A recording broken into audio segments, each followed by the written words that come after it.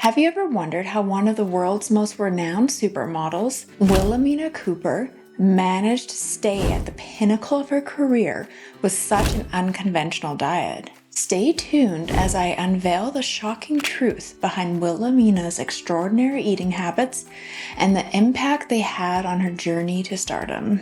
Let's dive into the fascinating story of a model who defied norms and thrived on a mere 2 meals a week. Welcome to my channel where I unravel the mysteries behind extraordinary lives. Today I dive into the world of fashion and fame, uncovering the astonishing diet secrets of the iconic supermodel Wilhelmina Cooper. Prepare to be intrigued as I explore how she not only conquered the runway, but also maintained her physique by consuming just 2 meals a week. Wilhelmina, a stunning and fearless individual, emerged as one of the most prominent fashion models in the early 1960s, earning the highest income of her time. Her portfolio boasted an impressive 255 magazine covers, with 28 of them gracing the front page of US Vogue. Furthermore, she established Wilhelmina Models, demonstrating her remarkable entrepreneurial spirit in the fashion industry. She was born as Gertrude Benhemberg in 1939 in Holland. She spent her formative years in Germany. When the war neared its end, she was just 6 years old. On one fateful day, she and her younger brother ventured out to collect the day's food ration for their family. As they cheerfully strolled down the street, they unexpectedly crossed paths with a gathering of Canadian soldiers. It happened to be Victory Day in Europe, and the soldiers were in high spirits, having consumed a substantial amount of alcohol. Tragically, their vehicle collided with Gertrude's brother, resulting in his untimely death.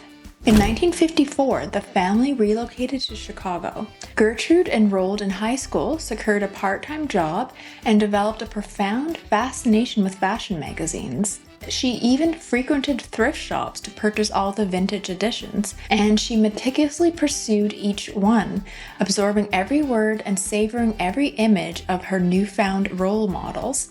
The stunning models who exuded such glamour from the pages, reaching out and captivated her. 2 years down the line, she receives an opportunity to enroll in a modeling school, and she secures the necessary funds by borrowing from her father. She then adopts the name Winnie Hart, as her real name evidently wouldn't work. In 1958, she completes her high school education and becomes part of Models Bureau. Her journey is underway, but an issue arises. With measurements of 37, 24, 36, and weighing 159 pounds, she falls significantly short of the slender, delicate figure typically demanded of a model.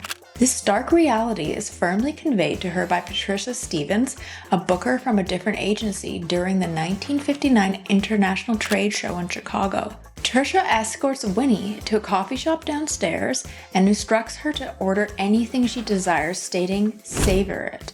You won't have the chance for such indulgence until you shed 30 pounds. Upon joining the Model Bureau, she received guidance from Patricia Stevens, who was a booker at another agency, advising her to shed 20 pounds and abandon her stage name, Winnie Hart, if she wished to succeed in modeling.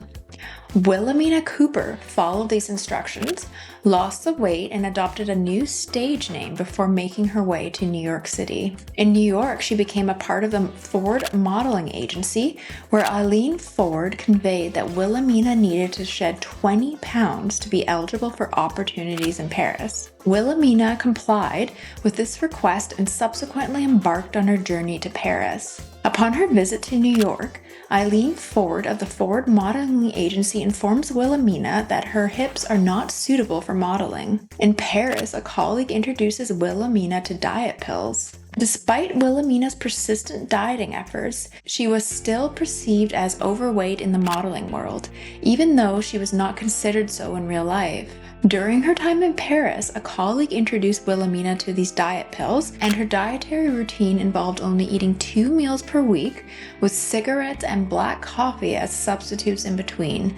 I feel like I would die. My adrenaline from the endless coffee and the nicotine, I feel like that would cause me to have heart palpitations. She maintained a consistent diet routine. In everyday life, she wasn't considered overweight, but within the modeling world, she certainly was. Her eating habits consisted of just these 2 meals, which is insane. And then again, she would just only consume the black coffee and cigarettes. And on Wednesday, she would have a small serving of soup to prevent feeling too unwell, or occasionally a small portion of cheese on a cracker. On Sundays, she'd have a modest unsalted filet mignon without any sauce. And she was fueled by a combination of nervous energy and unwavering determination. And I wonder how many years she did this, because I feel like your body would eventually just shut down and you start feeling so sick. And one intriguing aspect of Wilhelmina was her invention of a unique diet, and this one was driven by her love of spaghetti, and she famously referred to it as the grapefruit diet.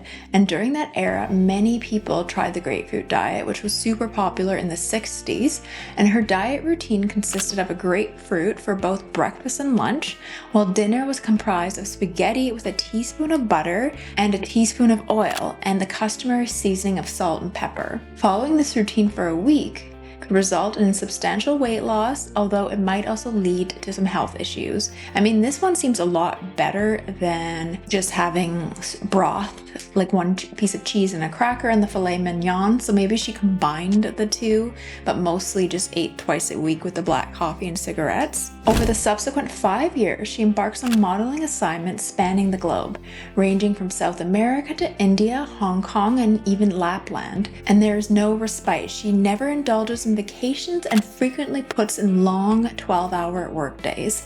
Her commitment to her profession was unwavering. And Wilhelmina would pull up in her limousine with her makeup impeccably done, and she'd open her bag filled with hair pieces neatly arranged on foam supports. She would inquire about the stylist's preferences, swiftly get on the set within a quarter of an hour, complete the photo session, hop back into her limousine, and disappear.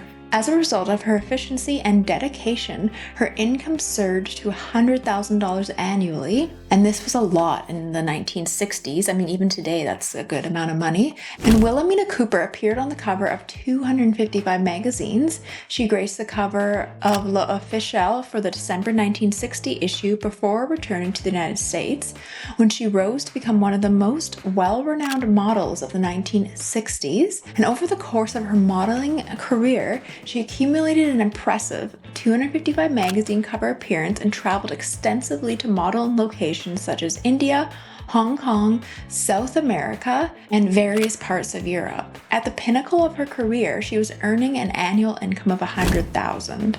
And while in France, she collaborated with prestigious fashion houses including Coco Chanel and Christian Dior. And Wilhelmina made a notable 27 or 28 appearances on the cover of American Vogue, setting a record for the highest number of covers. In a 1964 series titled Private Lives of High Fashion Models by the New York Journal American, she was recognized as a top model among the 405 other models contracted under the top 5 New York agencies. Her modeling career was also extensively covered in the Chicago Sun-Times.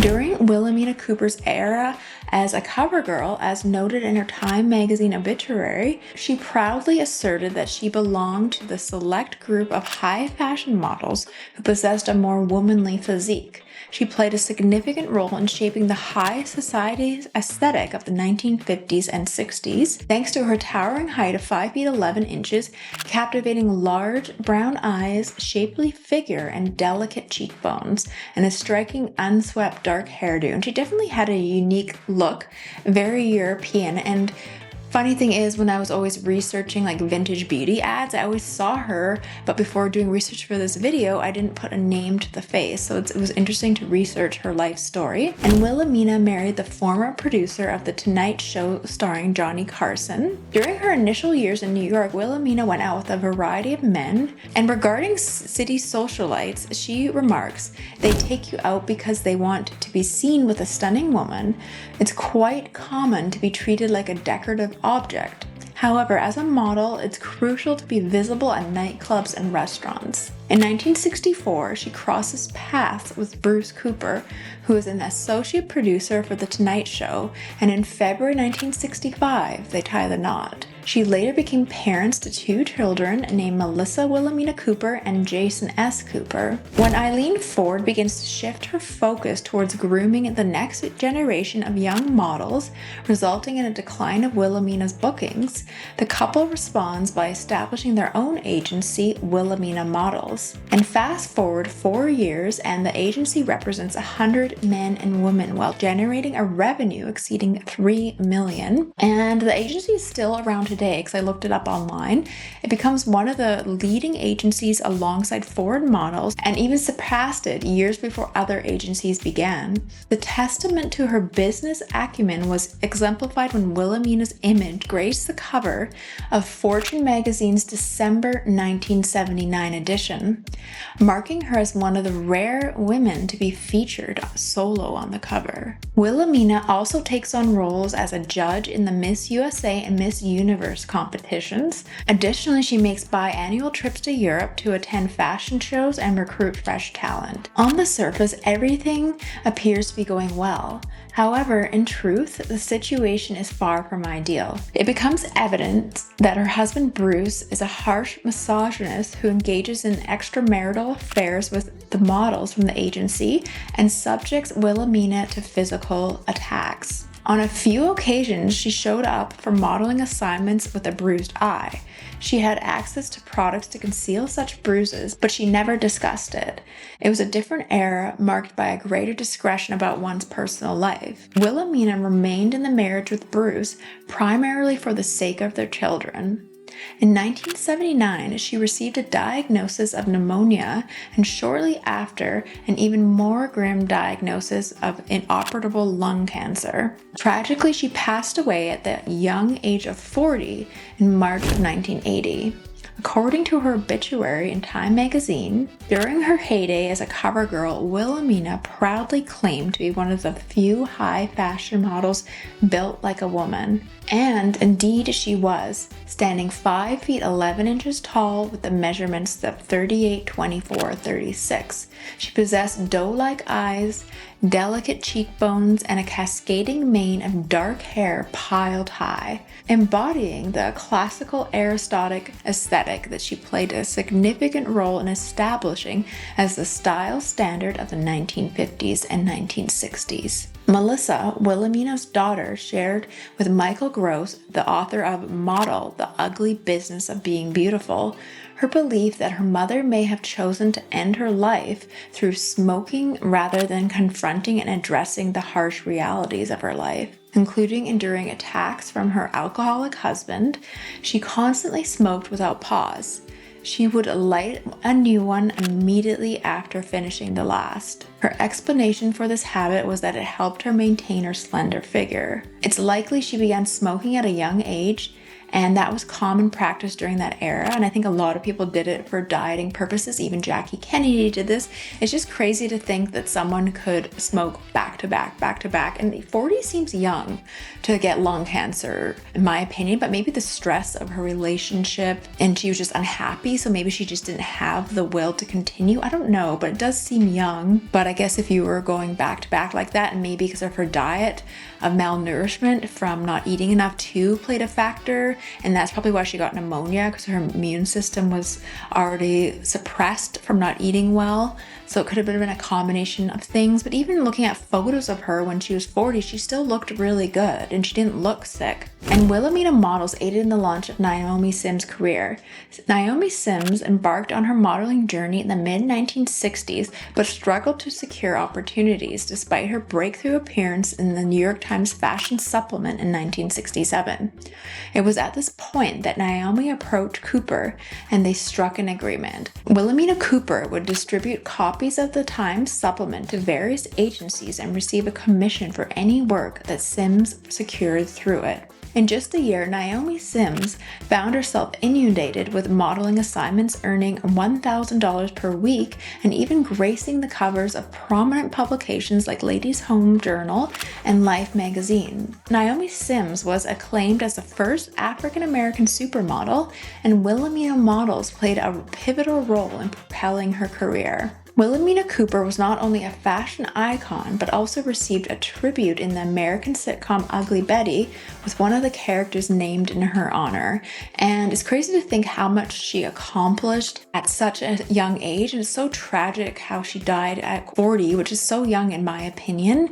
And it really opens your eyes to think of how horrible the modeling world was back then. I feel like now things are more body positive, but again, I feel like there still are people that go through a lot being a model. I'm just hoping that things are better, because it really honestly seemed horrible back then, and I really feel for what she went through. And let me know in the comments below if you want me to cover anyone else in the series where I talk about old Hollywood diets and famous diets. So let me know in the comments below if there's anyone else you want me to cover, and if you like this one, don't forget to check out my Jackie Kennedy diet video.